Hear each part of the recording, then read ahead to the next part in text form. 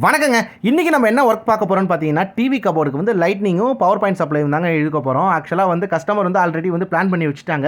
எனக்கு வந்து warm light தான் வேணும். எனக்கு வந்து கலர் லைட் எதுவுமே வேண்டாம் அப்டின்னாங்க. சரி ஓகே உங்க இஷ்டம் போலயே பண்ணிடலாம்ண்ணா அப்படின்னு சொல்லிட்டு வேலைய ஆரம்பிச்சுட்டாங்க. அதில ஒரு கஷ்டமான வேலை என்னன்னு பார்த்தீங்கன்னா, இன்கமிங் சப்ளை வந்து சைட்ல வருது. அத வந்து மறைச்சு வந்து கபோர்டுக்கு பின்னாடி பக்கமா எடுத்துட்டு போணும். இதில கட்டிங் மிஷின் போட்டு ஈஸியா எடுத்துடலாம்னு தான் நான் நினைச்சேன். ஆனா ஒரு பக்கம் வந்து கல் இருக்கு. இந்தாண்ட பக்கம் வந்து பார்த்தீங்கன்னா பீம் இருக்கிறதுனால ரொம்ப கஷ்டமா போயிடுச்சுங்க. அப்புறம் ட்ரில்லிங் மிஷினை யூஸ் பண்ணி ஓட்ட போட்டு அப்படியே ஒரு வழியா காடியும் எடுத்து வயரிங்கும் பண்ணி முடிச்சிட்டாங்க. இந்த வயரிங் வந்து பார்த்தீங்கன்னா பவர் சப்ளைக்கு வந்து 2.5யும் லைட்னிங் வந்து 1 ஸ்கொயர் mm யூஸ் பண்ணியிருக்கேன். மேலே 3 சைடில் 3 வந்து பார்த்தீங்கன்னா இது 6 ஸ்பாட் லைட்டுமே வந்து ஒரே சுவிட்ச் கனெக்ஷன் தான். ஸ்ட்ரிப் லைட் வந்து பார்த்தீங்கன்னா அது தனி கனெக்ஷன். இதுக்கு சப்ளை வந்து பார்த்தீங்கன்னா தனியாக வாலில் வந்து ஆல்ரெடி கனெக்ஷன் கொடுத்து வச்சிருந்துருக்காங்க. நம்ம அதுலேருந்து எடுத்துக்கிட்டோம்.